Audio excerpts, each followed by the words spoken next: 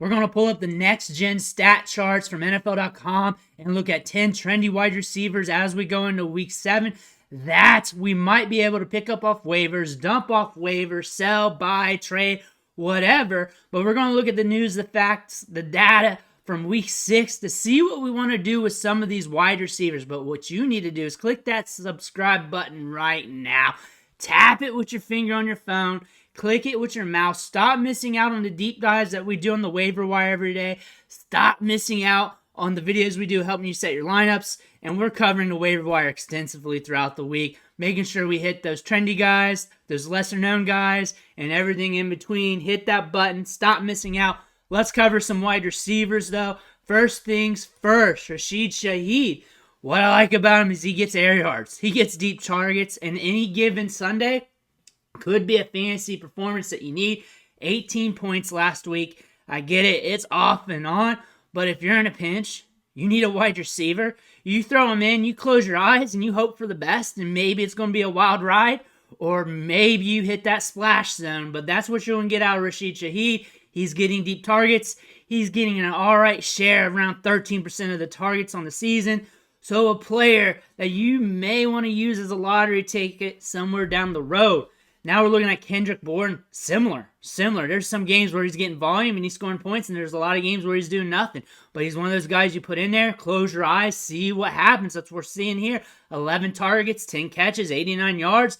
Some games the Patriots like to sling it. Some games the Patriots will push it. Some games the Patriots just bust on their face. And that's just what happens. Kendrick Bourne is the beneficiary of that. He was a hot waiver wire claim earlier this year because he was getting volume. Now he's getting some volume. Looks like it's going to be off and on. It looks like it's going to be matchup dependent, game script dependent. But something you don't want to depend on. But something if you're really, really hurting when bye weeks coming up and injuries that you may want to look at down the line.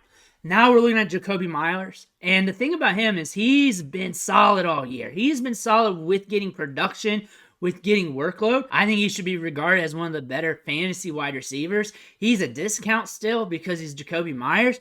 But a guy that if you're looking to trade for a wide receiver, you don't want to pay up for. You want to get a discount. You don't want to unravel your team. Maybe you can sneak away with Jakobi Meyers. You got a player that has some value that you don't like.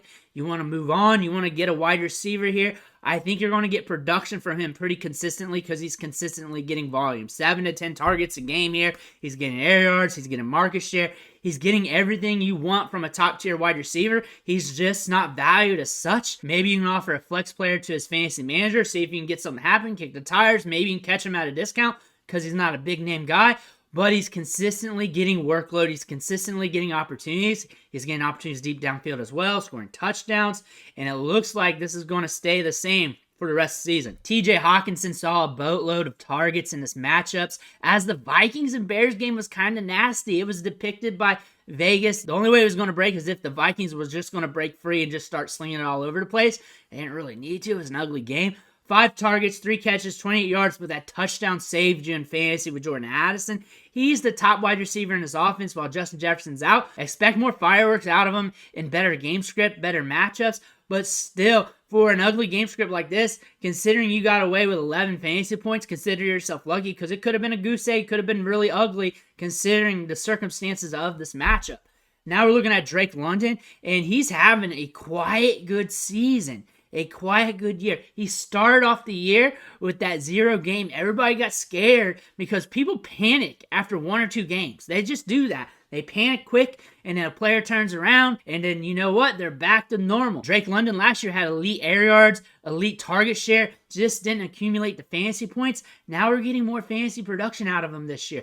Could have been a buy low a few weeks ago. I think the price is coming up. I think he's a player you want on your team. I think he's a player that's going to be consistent because he's getting workload. Another thing to point out, the Commanders are tough against the tight end, so that causes teams to push it outside to the wide receivers.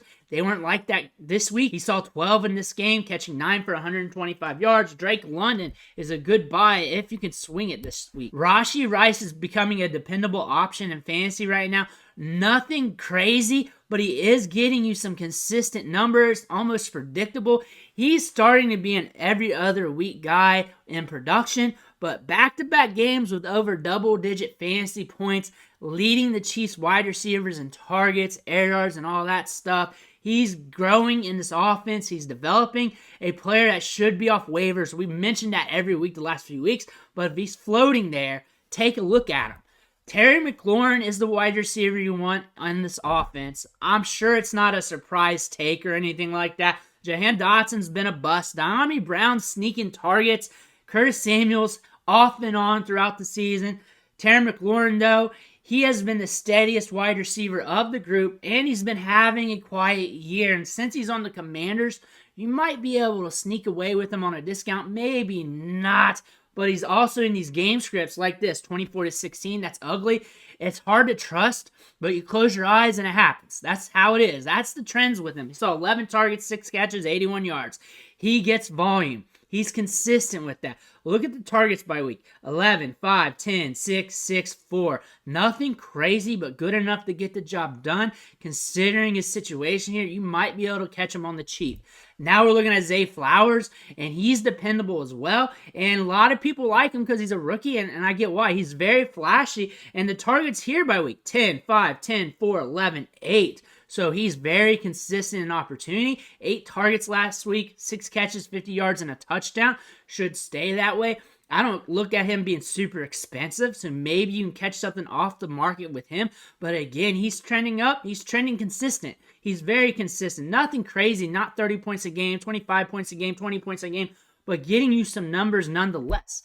Now we're looking at Darius Slayton. He's one of those air yard guys where you close your eyes, hope he brings in a couple deep targets, and you got yourself a boom week. He's a boom bust wide receiver. We call that the Will Fuller effect, named after Will Fuller, the ultimate boom bust wide receiver, like Jameson Williams, like any other wide receiver like that. He's got 4.3 speed. He gets downfield. If he gets a deep target or two, connects with that, that could be a huge week. We had a decent game Sunday night, 10.9 fantasy points. Could be more if he connects on a couple more deep balls, but that's something you got to look at. Darius Slayton, not a guy I'm running to off the waiver wire or not, but if you're looking for a deep ball candidate and plus matchups down the road later in the season, maybe.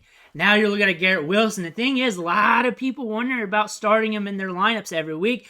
I say start him. Close your eyes, hope for the best because he's getting targets. He's an alpha. He's an alpha, one of the top wide receivers in the game. I get a lot of lineup questions with him because they're looking at the matchups. They get scared. They got other guys. You know what? Start your studs. He's a stud. You start him. And you know what? You're going to have some low weeks. You're going to have some boom weeks. 17 fantasy points. 8 the week prior. 15, 9, 16, 14. So he's consistent. A little bit off and on. A little bit every other week in some parts. But still, he's consistent. He's got upside, and he's really doing well in a bad situation. Those are the trends that we saw from week 6. We looked at 10 wide receivers and what to do with them. Some of them you can catch on the cheap due to their situations, but they're performing. Some of them are sells, some of them are drops. Some of them are players that we're waiting for on the waiver wire just in case we're in a pinch. But those are the trends and what we're looking at when we're viewing these wide receivers. Let me know what you think in the comments below. I want to hear about it. Make sure you hit that subscribe button. Catch you on the next video.